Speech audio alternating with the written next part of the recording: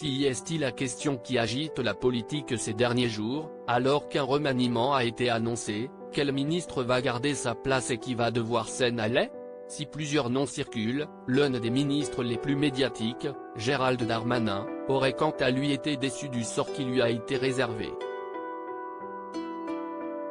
Mais Emmanuel Macron a trouvé un moyen de faire passer la pilule selon Le Parisien.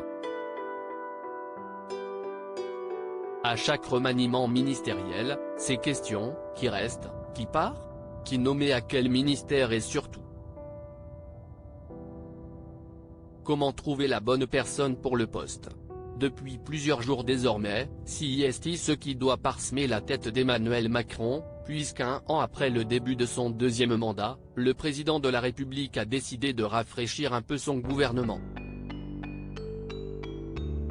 Tout en conservant la tête, Elisabeth Borne, nommée première ministre l'an dernier, restera bien à son poste, une décision prise après de longues tergiversations, selon de nombreuses sources macronistes, citées par l'AFP. Et qui n'aurait pas vraiment plu à un homme, Gérald Darmanin, ministre de l'Intérieur et qui se serait bien vu entrer à Matignon. Mais pour le rassurer sur leur bonne entente et faire passer la pilule de cette non-nomination, le président pourrait lui offrir un titre honorifique, celui de ministre d'État selon Le Parisien. Si cela ne changera pas grand-chose à ses fonctions, le nordiste pourrait bien apprécier cette appellation honorifique.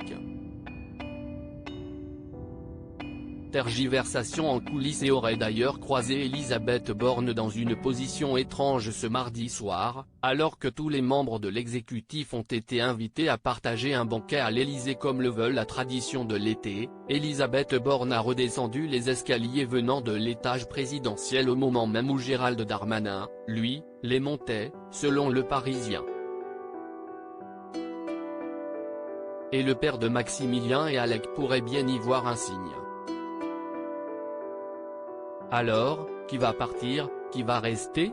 Si plusieurs noms circulent, comme celui de Marlène Schiappa, de l'avis de tous, sur le départ après avoir été épinglé pour sa gestion du fonds Marianne, d'autres font débat. Pape Ndiaye, ministre de l'Éducation pourrait finalement rester car Emmanuel Macron a beaucoup d'attachement pour lui selon l'AFP.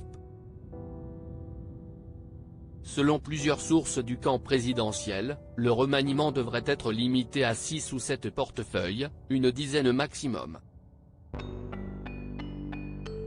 L'annonce des changements pourrait potentiellement avoir lieu dès mercredi en fin d'après-midi, selon l'entourage d'Emmanuel Macron.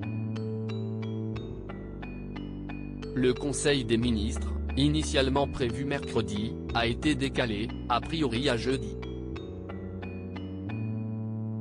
Elle sera en tout cas faite d'ici à dimanche matin, avant que le président ne s'envole pour la Nouvelle-Calédonie.